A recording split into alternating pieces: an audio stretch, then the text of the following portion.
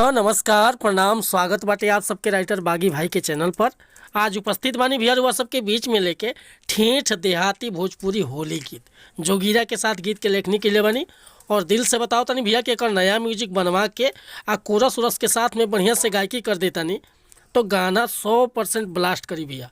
तो चलिए देर ना करते हुए मैटर के शुरुआत कल जा कि कैसे गावे के बा, का एकर धुन बा, का लय बा, कैसे जोगीरा बोले के बा। लेकिन स्टार्ट कर से पहले भैया एगो बात बतावल चाहब कि रुआ अगर नया सिंगर बानी आ सिंगिंग में इंटरेस्ट बा, अच्छा मीटर के तलाश में भटकतानी, सही मीटर नहीं खे मिलत, सही तुकबंदी नहीं खे मिलत, ताए बढ़िया गीत नहीं खे मिलत, अगर हमरा चैनल पर आ गए बानी भैया तो निश्चिंत रही, निराश भइला की जरूरत नहीं खे। रउआ जैसन भी मीटर चाहत हो खब लिखवावे के बिल्कुल उचित चार्ज पर हुआ के मस्त मीटर मिली, मीटर में कोनो शिकायत ना मिली, तुकबंदी एकदम सटीक मिली।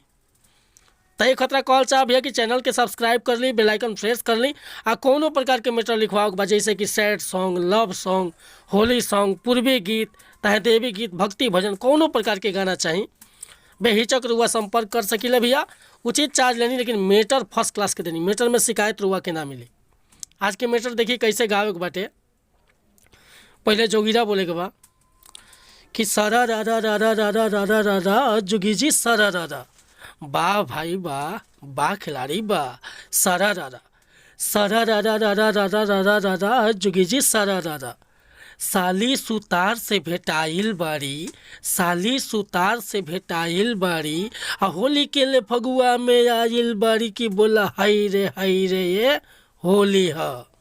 ओकरा बाद मुखड़ा आई कि बारी कम सीन देख भौजी के बहिन अली होलिया में, अरे बारी कम सीन देख भौजी के बहिन अली होलिया में, अली होलिया में रंग जबरी डालाई इनका चोलिया में, हो रंग जबरी डालाई इनका चोलिया में।